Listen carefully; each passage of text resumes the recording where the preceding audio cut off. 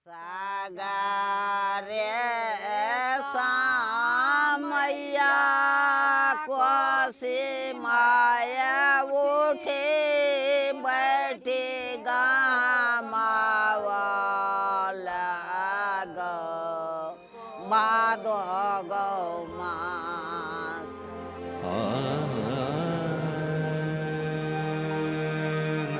कौशकी धार कौशकी धार नाव पर बैस जखन करे छलौं पार देखी तखन हुनक रुद्र रूप मोन पड़ल पोखरि मोन पड़ल ऊप डूबल भासल मोन पड़ल नाव मोन पड़ल हैजा मलेरिया ताव उपटल संडी डाबर सुनसान गांव लेबैले नाम रहल होय वंश में क्यों नहीं जाय ठाम कल्पना ताही ठाम जोड़े लागल तार कौशकीक धार कौशकीक धार। कोसी के प्रलय से उपजे जीवन को हूबहू अपनी कलम से उतारने वाले बाबा नागार्जुन ने कोसी के भयावह रूप को देखने के बाद ही इन शब्दों को सजाया होगा। लोगों के जीवन की खुशियों को कोसी अपनी धारा के साथ निरंतर बहा ले जा रही है।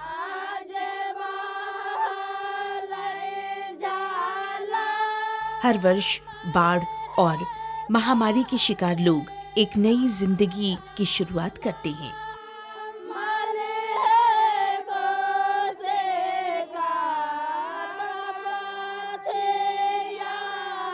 ऐसमें पानी भर डाँड़ कर रहतो भर अथी रहतो वो ऊपर में लाद बैठेबो तै पर चूल्हा टीन देबो माटि देबो तब चूल्हा बनेबो तब ओहि पर क्या के धिया पुता कहते थे रोटी बाटी बना के देलू खेल गुजर काटलू दिने काटे छै बात की छै ए कोसी में।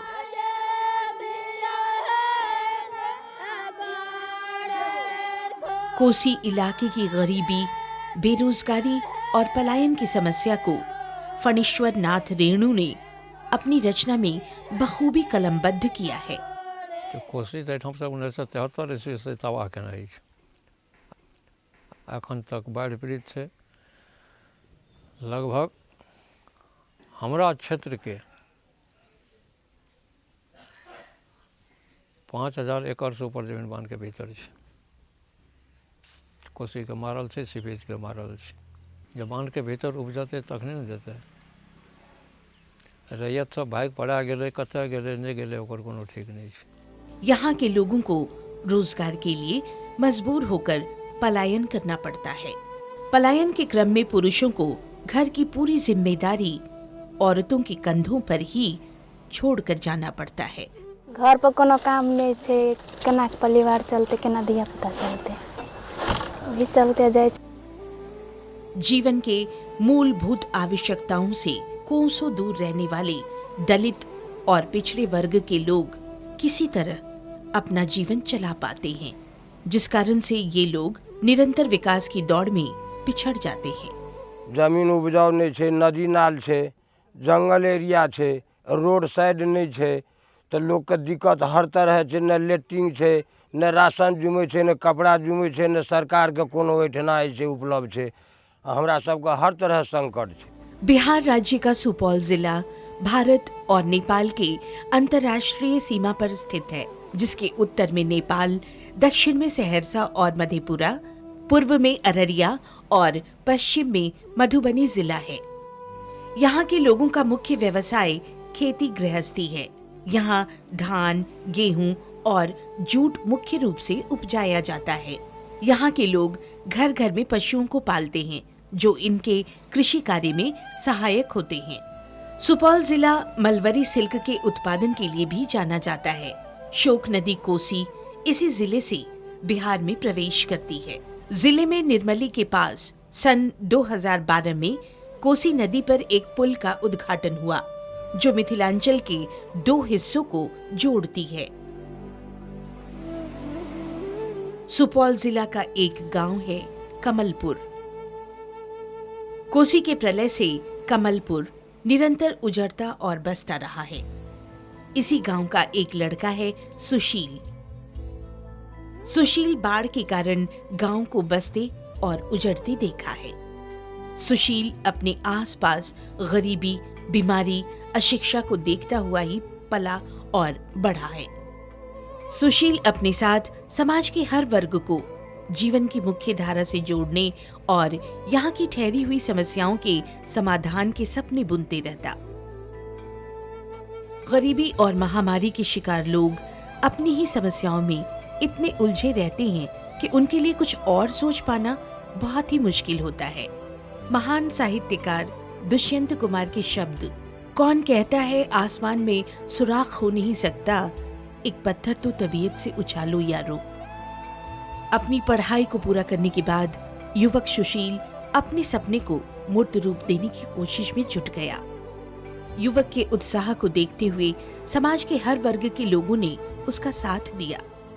उस युवक के सपने और लोगों के उत्साह का ही मूर्त रूप है सामाजिक संस्था ज्ञान सेवा भारती संस्थान का वजूद में आना। मुझे डॉक्टर के राधाकृष्ण जी ने एक नया संस्था बनाने की अपील की और 24 अगस्त 1995 संस्था का पंजीकरण बिहार सरकार द्वारा हुआ। सामाजिक संस्था ज्ञान सेवा भारती का मुख्य लक्ष्य है समाज के हर तबके का सर्वांगीण विकास। भारत के इतिहास में, भारत के मानचित्र पर अगर आप इनके इतिहास को देखेंगे तो यह क्षेत्र फारबिसगंज से लेकर दरभंगा तक बहुत ही तबाह था, लेकिन तटबंध बन जाने के बाद तटबंध के अगल बगल और तटबंध के भीतर के लोग हमेशा जो है कटाव से और विस्थापन से पीड़ित होते रहते हैं। बहुत सारे जो 6 मूलभूत अधिकार हैं उसमें से बहुत सारे मौलिक अधिकारों का हनन हुआ है। तो GS-VSS का लक्ष्य यह भी है कि इनके जो फंडामेंटल राइट्स है, जो डिप्राइव्ड हुए हैं, जो कोसी पीड़ित लोग, उनको रीएस्टैब्लिश कैसे किया जाए, इनको रीजनरेट कैसे किया जाए। इस इलाके में जो संस्कृति का ह्रास हुआ है उसको संस्कृति का भी रीएस्टैब्लिशमेंट कैसे हो, इस दिशा में हम लोग प्रयत्नशील हैं। यानी स्वास्थ्य, शिक्षा, संस्कृति, आर्थिक और सामाजिक विकास। ज्ञान सेवा भारती संस्थान ने समाज के अहम किरदार यानी महिलाओं को जागरूक और शिक्षित करने की दिशा में अपना पहला कदम बढ़ाया। महिलाओं का समूह बनाया गया, उनके मौलिक अधिकारों से उन्हें अवगत कराया गया। समूह का मतलब ये चीज होता है कि अपना सहायता स्वयं करना चाहिए, आदमी को किसी पर आश्रित नहीं रहना चाहिए। महिलाएं किसी भी समाज की जमानत समझी जाती हैं। उन्हें आर्थिक रूप से सुदृढ़ करने के लिए, स्वरोजगार के लिए प्रेरित करने की दिशा में कार्यक्रम आयोजित किए जाते हैं। प्रशिक्षित महिला या लड़की को रोजगार देकर हर वर्ग की महिलाएं और लड़कियों को कुशल बनाने की जिम्मेदारी दी जाती है।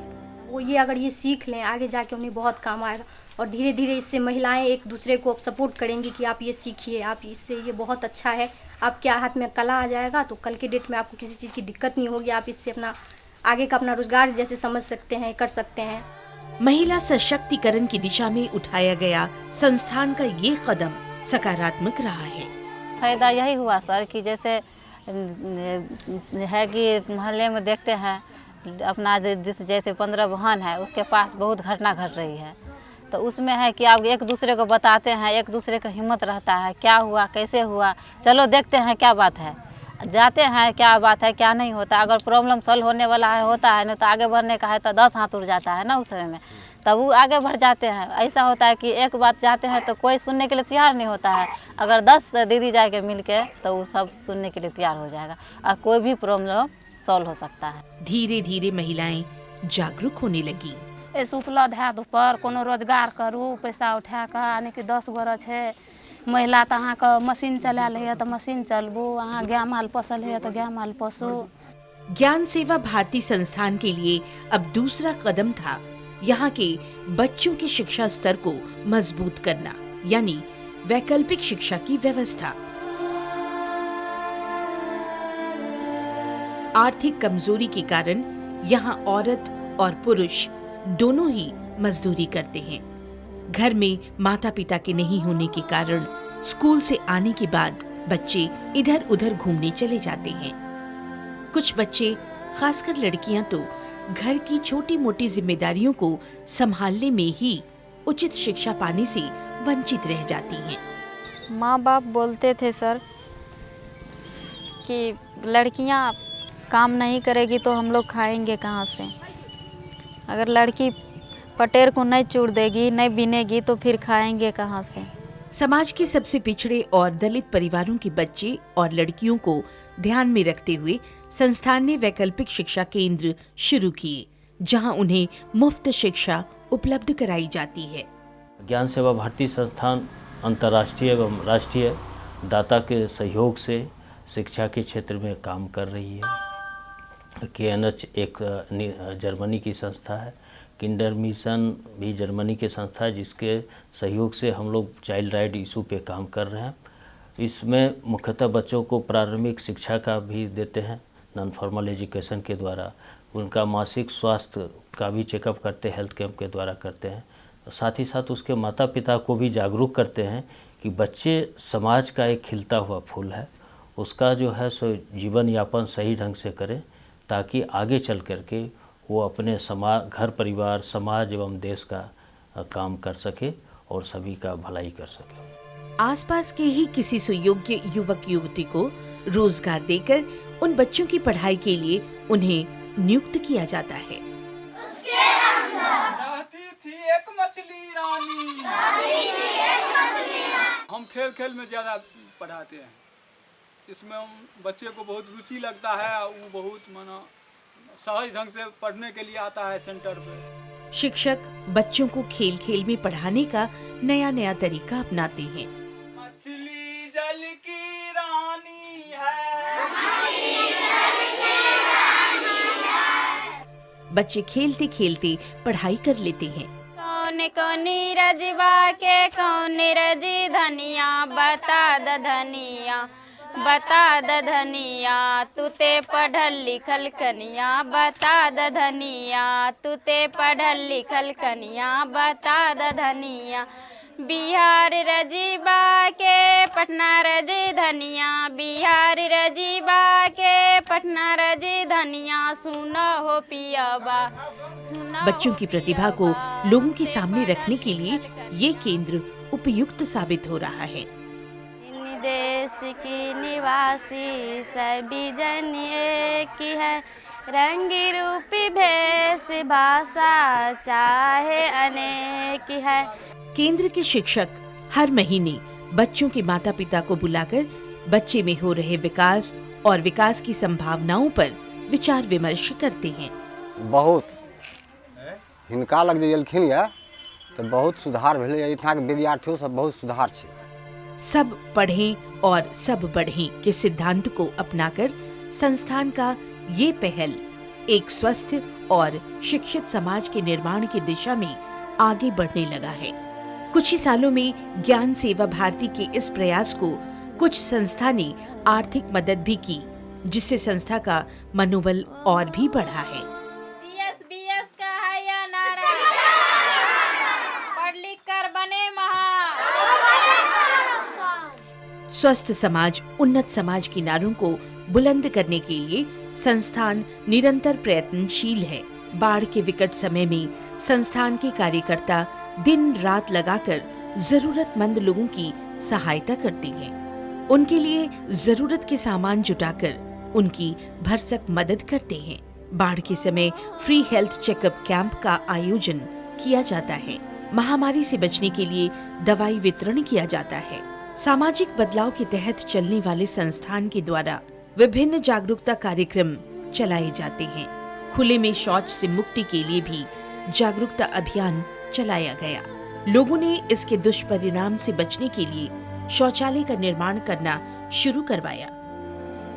संस्थान के इस उत्कृष्ट काम के लिए फिनिस सोसाइटी दिल्ली द्वारा इसे पुरस्कृत भी किया गया। अपने प्रमुख कार्यक्रम के तहत ज्ञान सेवा भारती संस्थान ने उन वर्गों के लिए खास कार्यक्रम चलाए जो एक विकासशील समाज का हिस्सा बनने से वंचित और उपेक्षित रहे हैं।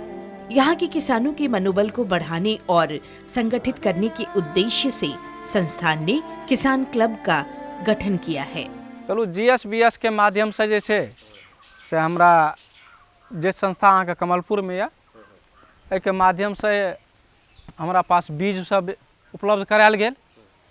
तो बीज हमरा सबके सब किसान आपस में से बैठ के मीटिंग में और बंटवारा भेल, जैमें कि बढ़िया क्वालिटी के किछु बीज सब भी मंगायल गेलै, किछु अपनो स्तर से ओहिमे ऐड कयल गेलै। एहन नहीं छै कि मान चलू सब ऊपर के माध्यम से ही भेलै, किछु अपनो माध्यम से भी GSBS खुद अपना माध्यम से दे के प्रोवाइड कलक, जैमें कि बीज बढ़िया एलै तो ओहिमे उपजा बाड़ी कने बढ़िया बुझेलै। किसान क्लब में किसानों के आपसी विचारों के लेन देन से आपसी जागरूकता बढ़ने लगी है। लोग अलग अलग तरह की खेती बाड़ी कर आर्थिक संबल की दिशा में अग्रसर हो रहे हैं। ज्ञान सेवा भारती संस्थान सरकारी और गैर सरकारी संस्थानों के साथ मिलकर समाज के हर वर्ग के लिए कार्यक्रम चलाती है। दरभंगा जिला अंतर्गत बहेरी ब्लॉक में चाइल्ड लाइन इंडिया के साथ मिलकर संस्थान उन बच्चों के लिए काम कर रही है जो सामाजिक उपेक्षा के शिकार रहे हैं। ज्ञान सेवा भारती संस्थान उत्तरी बिहार में सुपौल जिला के अलावा मधुबनी, दरभंगा, मधेपुरा और सहरसा के अलग अलग ब्लॉक में समाजोन्मुखी कार्यक्रम चला रही है। समाज के सर्वांगीण विकास के लिए संस्थान कुछ महत्वपूर्ण कार्यक्रम पर विचार कर रही है, जैसे natural resource management, revival of agriculture, promotion of sustainable livelihood, health preventive and curative measures, primary education through NFE, flood preparedness and mitigation, women empowerment, income generation programs, against women atrocities and violence, awareness on HIV, AIDS, training for placement and capacity building, total sanitation camping।